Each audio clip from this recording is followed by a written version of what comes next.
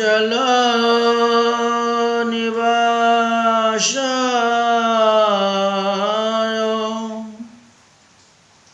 নিত্যায় পরমাত্মনে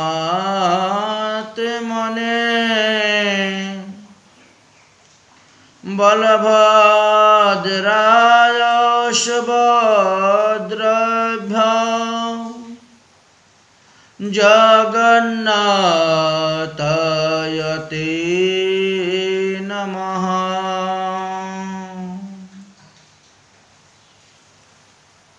হৃদয়হীন মস্তিষ্ক নিয়ে বিচারের দ্বারা জগন্নাথের লীলা কথা বোঝা যাবে না। এই শ্রী জগন্নাথ দেব দারুব্রহ্ম রূপে অবস্থান করলেহ তিনার করুণাময়ী লীলার কথা শাস্ত্রে বর্ণন করে গিয়েছেন। এক এক ভক্তের সঙ্গে এক এক রকম লীলা করে গিয়েছেন। ভক্তকে আনন্দ দান করাই হলো ভগবানের কাজ। ভক্ত বিনোদার্থং মে করুমি বিবিধ ক্রিয়া। তাই বৃন্দাবন হইতে যেমন সাক্ষী গোপাল জগন্নাথপুরীতে গিয়েছিলেন, জগন্নাথপুরী হইতে জগন্নাথ আবার বৃন্দাবনের কেশিঘাট থেকে একটু দূরেই পানিহাট, যমুনার তীরে পানিঘাট নামক স্থানেতে এসে উপস্থিত হয়েছিলেন এক রাম ভক্তের তপস্যার দ্বারা সন্তুষ্ট হয়ে।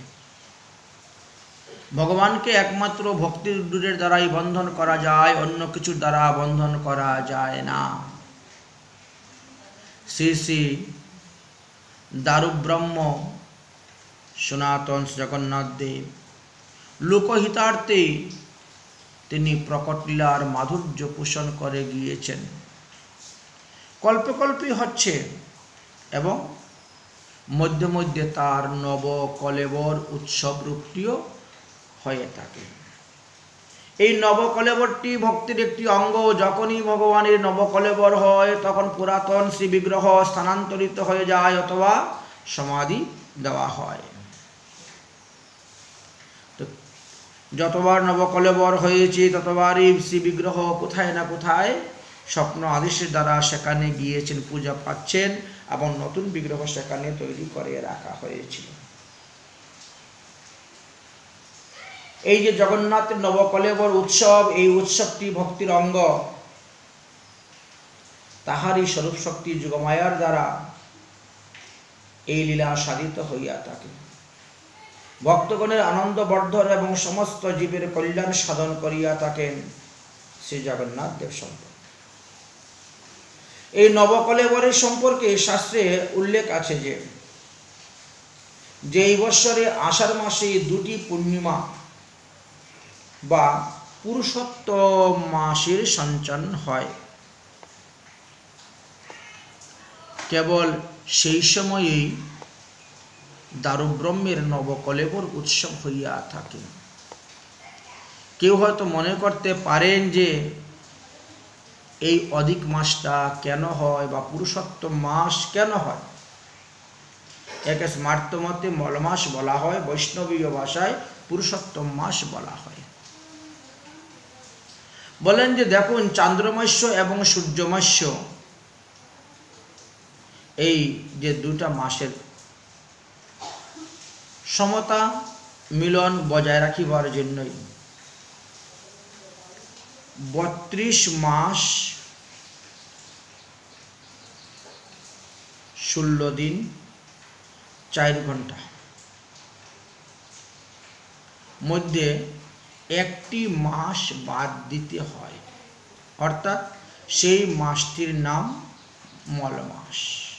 মানে অতিরিক্ত একটি মাস হয়ে যায়, এই জন্য অধিক মাস বলা হয়েছে।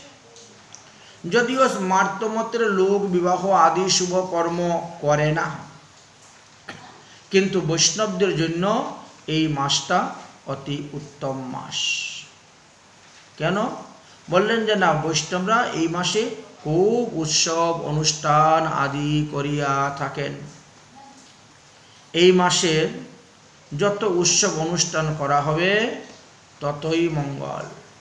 ভগবান অত্যন্ত প্রসন্ন হয়ে থাকেন, সন্তুষ্ট হয়ে থাকেন। এই মাসের এমন ফল যে 12 মাস তপস্যা করে মানুষ যে পুণ্য ফল লাভ করতে পারে, সেই মাসের তপস্যার দ্বারাই মানুষ সেই পুণ্য ফল লাভ করিতে পারেন। এইভাবে মল মাসের মহিমার কথা বর্ণন করে গিয়েছেন। চান্দ্রমাস্য সূর্যমাস্যটি বজায় রাখিবার জন্য। নব কলেবর। নব দারুব্রহ্মকে স্নান করানো হয়, তারপরে তাকে বিধিপূর্বক আবার প্রাণ প্রতিষ্ঠা, চক্ষুদান আদি করে সেখানে স্থাপন করা হয় বিগ্রহকে, এবং পুরাতন বিগ্রহ হইতে ব্রহ্মমণি বাহির করিয়া নতুন বিগ্রহতে স্থাপন করা হয়। তো বিভিন্ন সময়ে বলুন কি হলো? গত 2015 সালে যে নবকলেবর হয়েছিল সেটা দর্শন করার সুযোগ পেয়েছিলাম। জগন্নাথপুরীতে ছিলাম। নবদ্বীপ ধাম থেকে পায়ে হেঁটে জগন্নাথপুরীতে যাওয়া হয়েছিল অনেক বৈষ্ণবগণ, ভক্তগণ। তখন আমরা দেখতে পেয়েছি সেই নবকলেবরের স্নান। নবকলেবর দারুব্রহ্মের স্নান হয়েছিল, তারপরে এটা জুন মাসে করেছিল। 3 জুন 2015-তে, মানে 19শে জ্যৈষ্ঠ ছিল, বিধিপূর্বক যজ্ঞ অনুষ্ঠান হয়েছিল। তারপরে অতি গোপনে শ্রদ্ধার সহিত, ভক্তির সহিত শুরু হয়েছিল এই মূর্তির কাজ তৈরি, এবং 30শে জ্যৈষ্ঠ রবিবার অর্থাৎ 14/6/2015-তে শ্রীমূর্তি তৈরি সম্পূর্ণ হয়েছিল। 31শে জ্যৈষ্ঠ অর্থাৎ 15/6/2015-তে সোমবার চতুর্দশী তিথিতে শ্রী নবকলেবরকে অতি গোপনীত ভাবের সহিত পুরাতন বিগ্রহ হইতে ব্রহ্মমণি বাহির করিয়া নতুন বিগ্রহতে স্থাপন করা হয়েছিল। আর বিগত 19 বৎসরের যে পুরানো সেবিত শ্রী বিগ্রহ ছিলেন, সেই বিগ্রহকে ভূমির নিচে সমাধি দেওয়া হয়েছিল, যেটা আমরা সেখানে থেকে দর্শন করার সুযোগ পেয়েছি। ব্রহ্মমণি স্থাপনের পরদিন হইতে অর্থাৎ 16 জুন 2015, 32শে জ্যৈষ্ঠ অমাবস্যা এবং সংক্রান্তি দিবস হইতে 1 মাস পর্যন্ত, অর্থাৎ সম্পূর্ণ অধিক মাস ছিল।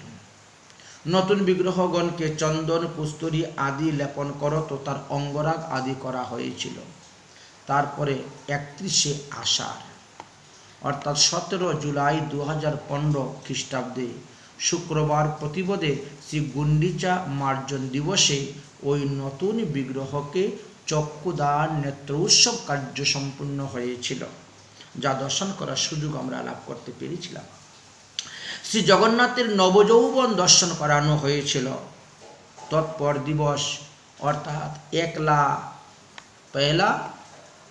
শ্রাবণ 18 জুলাই 2015 তারিখে শ্রী জগন্নাথ দেবের নবকলেবরের রথযাত্রা আরোহণ উৎসব হয়েছিল, যে উৎসবটি আমরা নিজেরাও দর্শন করে কৃতার্থ হয়েছিলাম।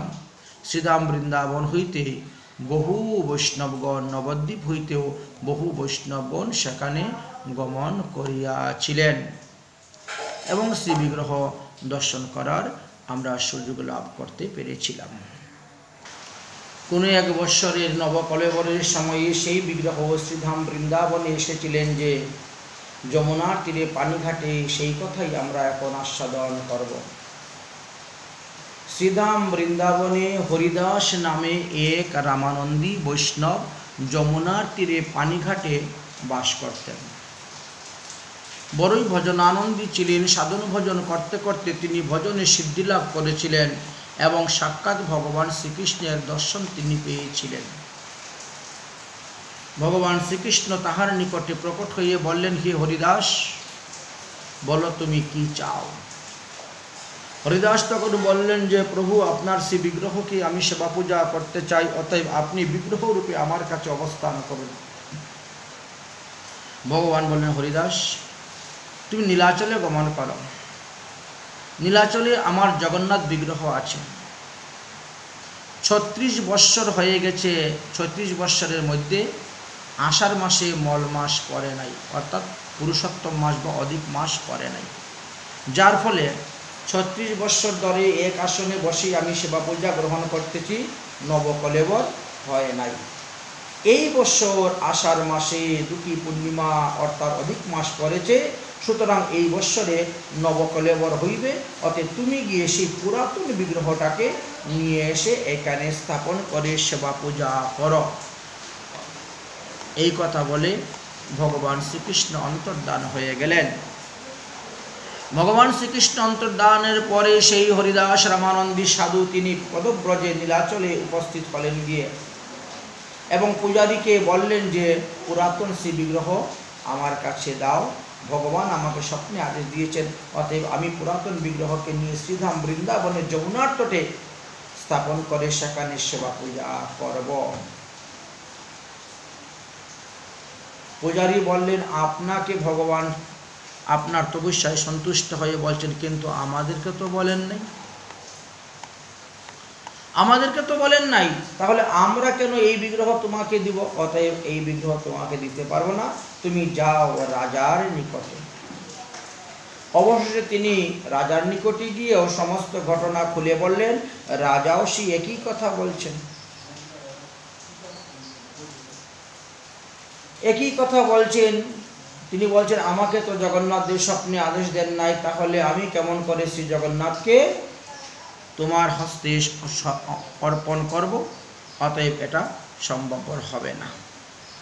তখন তিনি কি করলেন, 3 দিন পর্যন্ত না খেয়ে ধন্যাদয়ে পড়ে রইলেন যে হে ভগবান, তুমি আমাকে বললে আর তোমার কথা অনুসারে আমি আসলাম, আর এখন তারা কি বলছে? এখন বলছে তারা আমাকে বিগ্রহ দিবে না। তাহলে আমাকে কেনই বা এত দূর আনালে? তুমি রাজাকে এবং পূজারীকে আদেশ করো, না হলে আমি অন্বেষণ ব্রত করে প্রাণ ত্যাগ করবো, যদি আমি তোমাকে বৃন্দাবনে নিয়ে যেতে না পারি। 3 দিন অন্বেষণ করার পরে জগন্নাথ দেব স্বয়ং পূজারী এবং রাজাকে স্বপ্নে আদেশ দিলেন,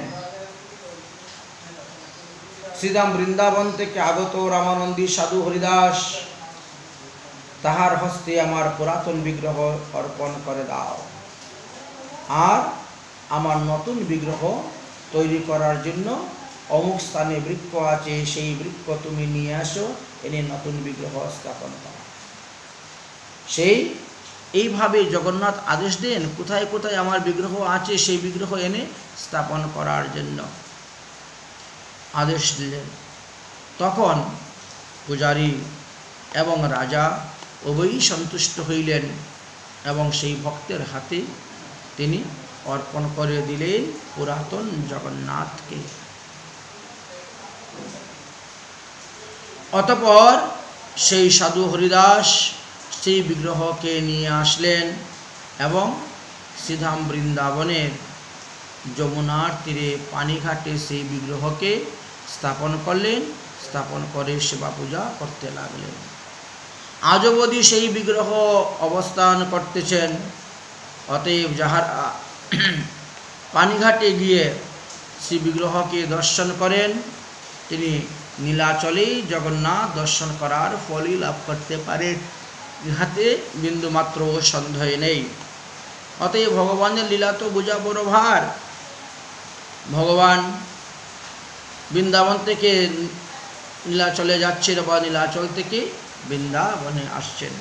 শ্রী ভগবানের অনন্ত লীলা দেখা গেল। সাক্ষী গোপাল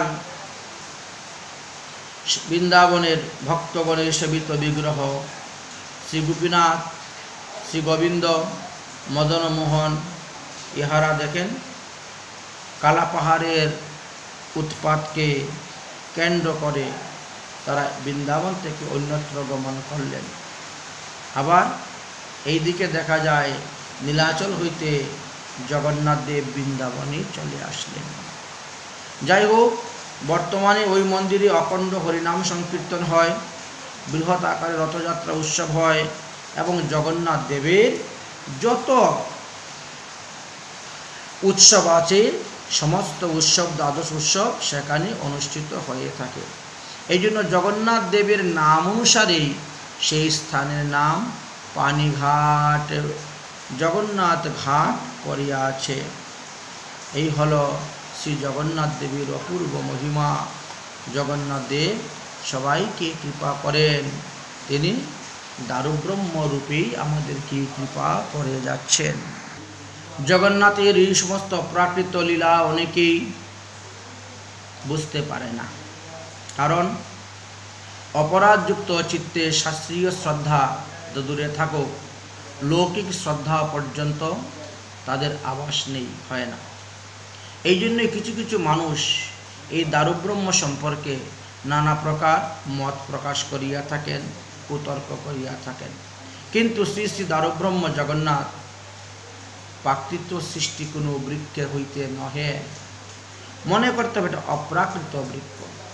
সরৈশ্বর্য পূর্ণ শ্রী ভগবান স্বয়ংই স্থূলবুদ্ধি সম্পন্ন জীবজগতের প্রতি অশেষ করুণা করিবার জন্যই স্থূলরূপে আত্মপ্রকট করিয়া দারুরূপে অর্থাৎ বৃক্ষরূপে অবতীর্ণ হইয়া তিনি অদ্ভুতপূর্বক অচিন্ত লীলার বিস্তার করিয়া থাকেন।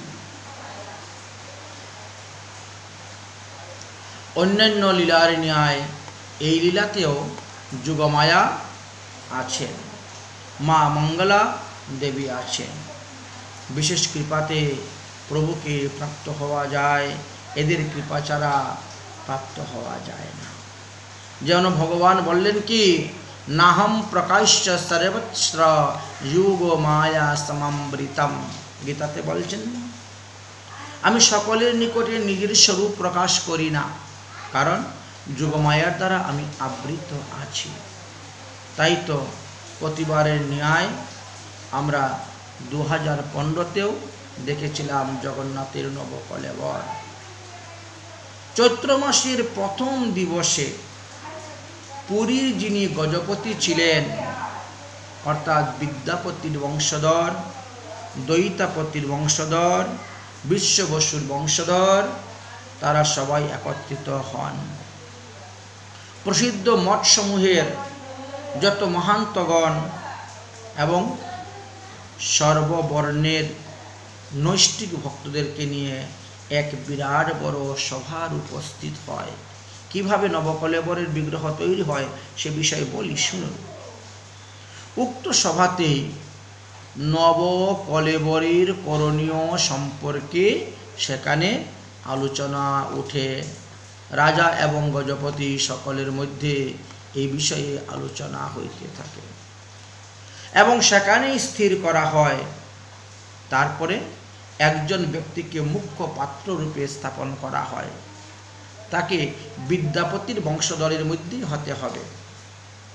শ্রী জগন্নাথ দেবের প্রসাদী বস্ত্র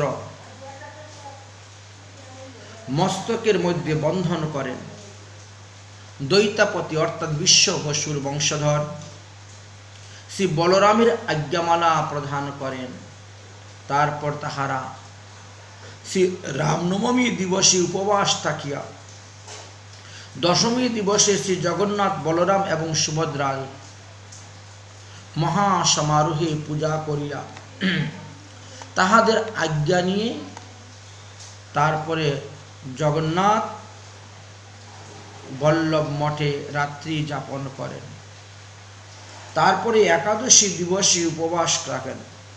হরিনাম সংকীর্তন যুগে প্রায় 200 ভক্ত পদযাত্রা করিয়া রওনা হন পুরী জেলার অন্তর্গত কটকপুরস্থ মঙ্গলা দেবীর মন্দিরের উদ্দেশ্যে। যারা চলতে পারেন না, গরুর গাড়িতে করে রওনা হন। গরুর গাড়িতে করে পূজার সামগ্রী, যজ্ঞের সামগ্রী সমস্ত নেওয়া হয়, আহ্বান সামগ্রী আদি নেওয়া হয়। রাজাও সেখানে পিছে পিছে যান। ব্রজের গোপীগণ যেভাবে শ্রীকৃষ্ণকে প্রাপ্ত হওয়ার জন্য দেবী কাত্যায়নী দেবীর পূজা করেছিলেন, ভাগবতে লেখা আছে, কাত্যায়নী মহামায়ে মহা যোগিনী অধীশ্বরী নন্দ গোপ সুতং দেবী পতিং মে কুরুতে নম। ঠিক সেইভাবে জগন্নাথের সেবকগণ শ্রী দ্বারব্রহ্মকে প্রাপ্তির জন্য মা মঙ্গলা দেবীকে যথাবিধিভাবে স্নান মার্জন পূজা অর্চনা হোম যজ্ঞ করেন। তারপরে সকলের সম্মুখে মা মঙ্গলা দেবী দক্ষিণ অঙ্গ হইতে আজ্ঞামালা খসে পড়ে যায়। যতক্ষণ পর্যন্ত মঙ্গলা দেবীর দক্ষিণ হস্ত হইতে আজ্ঞামালা খসে পড়বে না, বা যেখান থেকে হোক, দক্ষিণ হস্তে হোক, বাম হস্তে হোক, গলা থেকে হোক, ততক্ষণ পর্যন্ত তারা সেখান থেকে এক পাও নড়বেন না। তারা সেখানে থেকেই স্তুতি ভক্তি প্রণাম আদি করতে থাকবেন দেবীর আদেশের জন্য। ইহাতে দৈতাপতির সেবকগণ বুঝেন যে মা মঙ্গলা দেবীর ডাইন দিকে কোনো অরণ্যের মধ্যেই জগন্নাথের তৈরি করার বিগ্রহ রূপী বৃক্ষ অবস্থান করতেছেন। যদি বাম দিক থেকে পড়ে তাহলে বাম দিকে, যদি পিছন দিক থেকে পড়ে তো পিছন দিকে, যদি সামনের দিক থেকে পড়ে তাহলে সামনের দিকে। এই মালা যেদিক থেকে খসে পড়বে সেটাই বুঝতে হবে। অতঃপর মা মঙ্গলা দেবী স্বপ্ন আদেশ পর্যন্ত দিয়ে দেন। স্বপ্ন আদেশে পাইবার জন্য সকলেই প্রাচী নদীর কূলে দেউল মঠে গিয়ে উপস্থিত হন এবং বেকুলভাবে তন্ত্র মন্ত্র জপ প্রার্থনা স্তুতি পূজা করতে থাকেন মাকে প্রসন্ন করিবার জন্য। অতি গুপ্তভাবে পাতাল নৃসিংহ মন্ত্র জপ করা হয়ে থাকে। অবশেষে মা মঙ্গলা দেবী দৈতাপতিকে স্বপ্নে আদেশ দেন, দক্ষিণ দিশায় যাত্রা করো, শিগগিরই দারুব্রহ্ম প্রাপ্ত হইবে। যাহা 2015-তে হয়েছিল সেটাই আপনাদেরকে বলতেছি। তারপর সকলেই 7টি দলে বিভক্ত হয়ে যান। বিভিন্ন স্থানে দারুব্রহ্মের অনুসন্ধান করতে হয়, কারণ দারুব্রহ্মের মধ্যে কতগুলি লক্ষণ আছে, চিহ্ন আছে, সেটা দেখেই আনতে হয়। শ্রী জগন্নাথ দেবীর দারু চিনবার উপায় কি? এটা ঈষৎ কৃষ্ণাভ্য মানে কালো বর্ণের, 3, 5 বা 7টা শাখাযুক্ত হবে। গাছের মধ্যে শঙ্খ চক্র গদা পদ্ম চিহ্ন থাকিবে। সেই গাছের মধ্যে কোনো পাখির বাসা থাকিবে না এবং বৃক্ষের মূলেতে উই পোকার ঢিপির মাটি থাকবে। সেখানে সর্প বাস করবে। এইগুলি লক্ষণ যখন দেখবেন তখন বলবেন এইটা শ্রী জগন্নাথ দেবের মূর্তি তৈরি করার সেই বৃক্ষ। বলরামের যে দারু হইবে সেই দাড়িটা শ্বেতবর্ণের থাকবে এবং যে যে লক্ষণের কথা বলছি সেই সেই লক্ষণই থাকবে। ওই মহাদাড়িগুলি 3টি পর্বত বা 3টি নদী বা 3টি পথের সংযোগ্য স্থানে অবস্থান করবেন। সুভদ্রার দারু একটু ঈষৎ রক্তবর্ণ থাকবে এবং লক্ষণগুলা সেই সেই লক্ষণই থাকবে। জগন্নাথ দেবের বিগ্রহ তৈরি করার বৃক্ষের মধ্যে যে যে চিহ্ন ছিল সেই সেই চিহ্নই থেকে যায়। 2015-তে যে নবকলেবর হয়েছিল সেই দারু কোথায় কোথায় পাওয়া গিয়েছিল সেটাও আলোচনা করা আছে। শ্রী সুদর্শনের দারু পাওয়া গিয়েছিল গড় কুণ্ঠিয়া গ্রামের হীরাপুর মৌজায়, খুর্দা জেলা, উড়িষ্যাতে। শ্রী বলভদ্রের দারু বৃক্ষ পাওয়া গিয়েছিল কণ্টকপুর গ্রামের ঝন্টক গ্রামে, জগৎসিংহপুর জেলার কটক রেল স্টেশন হইতে 60 কিলোমিটার দূরে সরলা দেবী মন্দিরের সামনে। আর শ্রী সুভদ্রা দেবীর দারু পাওয়া গিয়েছিল অরঙ্গগড় গ্রামেতে, জগৎসিংহপুর জেলার নীলকণ্ঠেশ্বর মহাদেব মন্দিরে পাওয়া গিয়েছিল কটক শহর হইতে 50 কিলোমিটার দূরে। শ্রী জগন্নাথ দেবের দারু জগৎসিংহপুর জেলার রঘুনাথপুর মৌজার ক্ষীরপাড়িয়া গ্রামেতে এক আদিবাসী শ্মশান থেকে একটু দূরে সেই বিগ্রহটি পাওয়া গিয়েছিল।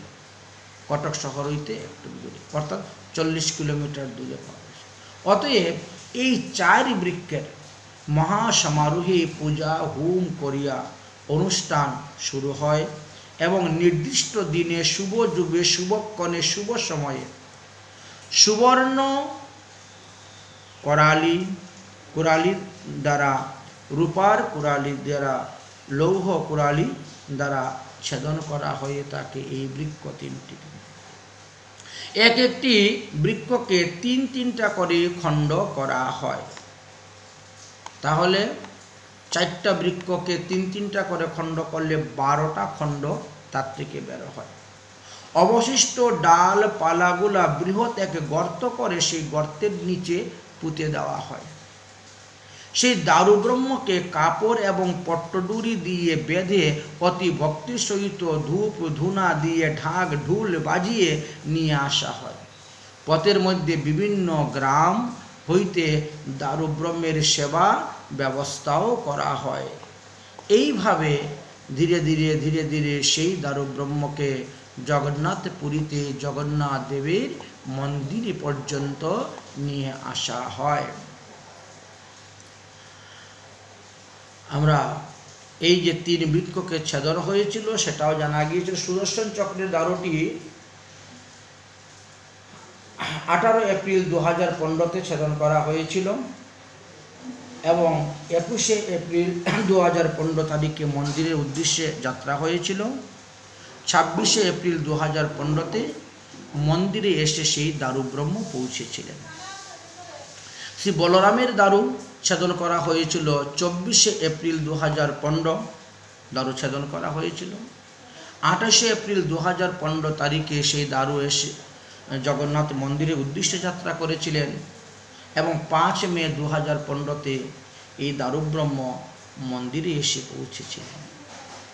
সুভদ্রার দারুব্রহ্ম 2 মে 2015-তে তারিখে ছেদন করা হয়েছিল। 6 মে 2015-তে মন্দিরের উদ্দেশ্যে যাত্রা হয়েছিল এবং 12 মে 2015-তে মন্দিরে এসে পৌঁছেছিলেন। শ্রী জগন্নাথ দেবের দারু 9 মে 2015 ছেদন করা হয়েছিল। 12 মে 2015-তে মন্দিরের উদ্দেশ্যে যাত্রা হয়েছিল এবং 19 মে 2015-তে মন্দিরে এসে পৌঁছেছিলেন এবং বিশ্বকর্ম মণ্ডপ তৈরি করা হয়েছিল, অর্থাৎ যেখানে সূত্রধরগণ শ্রী বিগ্রহ নির্মাণের কাজ করেন সেটাকে বিশ্বকর্মা মণ্ডপ বলা হয়। সেটা অতি নির্জন স্থান, যেখানে সেখানে সব লোক যেতে পারবে না, ওই স্থানে স্থাপন করা হয়। 2 জুন 2015 তারিখে মানে 18ই জ্যৈষ্ঠ তারিখে স্নান যাত্রা সময়ে শ্রী জগন্নাথ, বলরাম, সুভদ্রা এবং সুদর্শন বিগ্রহকে যেমন সকলের সামনে তুলে ধরলেন, স্নান মণ্ডপে স্নান করালেন এবং সবাই সেটা দর্শন করে কৃতার্থ হয়েছিলেন। তো এইভাবে দারুব্রহ্মকে পাওয়া যায়। অতএব অবিশ্বাসী ব্যক্তি বা ভক্তিহীন ব্যক্তিরা এই সমস্ত তত্ত্বকথা বুঝতে পারবেন না। জগতের দুঃখ দুর্দশাগ্রস্ত জীবের প্রতি কৃপা বর্ষণ করিবার জন্যই ভগবান বিগ্রহরূপে আমাদের নিকটে প্রকট হয়ে থাকেন এবং জীবের মঙ্গল করেন। কোটি কোটি ভক্তদিগকে তিনার রূপ দর্শন দিয়ে কৃতার্থ করে থাকেন। তাই তো শাস্ত্রে বলছেন, রথারুঢ় গচংপতি মিলিতং ভূপে পটলে স্তুতি প্রভ প্রভুভাব হতে প্রতিপদ্যম উপানম কর্মণম সদম। দয়ার সাগর শ্রী প্রভু জগন্নাথ দেব, দয়া সিন্ধু বন্ধু সকল জগতং সিন্ধু, সুতয়া জগন্নাথ স্বামী নয়ন পতগামী ভব তুমি। হে প্রভু, তুমি যে কৃপানিধি, তুমি যে নিখিল জগতের বন্ধু, তুমি যখন লক্ষ্মীর সঙ্গে রথে আরোহণ করে কোথায় যাও, তখন প্রতি পদে পদে ব্রাহ্মণের দল তোমার স্তুতি করিয়া থাকেন, তখন তুমি যে করুণাময় তা বোঝা যায়। হে প্রভু, কৃপা করে আমাকেও দর্শন দাও, আমার প্রতি তুমি প্রসন্ন হও, সন্তুষ্ট হও। এইভাবে শ্রী জগন্নাথ দেবকে স্তুতি ভক্তি করা হয়, প্রণাম করা হয়। তাহলে বুঝতে পারলেন এই নবকলেবর কিভাবে হয়, কখন হয়, নবকলেবরের বৃক্ষ কিভাবে আনা হয় এবং পুরাতন সেই বিগ্রহ কিভাবে স্থানান্তরিত হয়, এই কথা আমরা আজকে আস্বাদন করলাম। জগন্নাথপুরী হইতে কিভাবে শ্রী জগন্নাথ দেব শ্রীধাম বৃন্দাবনে যমুনার তটে পানিঘাট গ্রামে এসে উপস্থিত হয়েছিলেন, তাই আমরা আস্বাদন করলাম। জয় জগন্নাথ, জয় জগন্নাথ, জয় জগন্নাথ।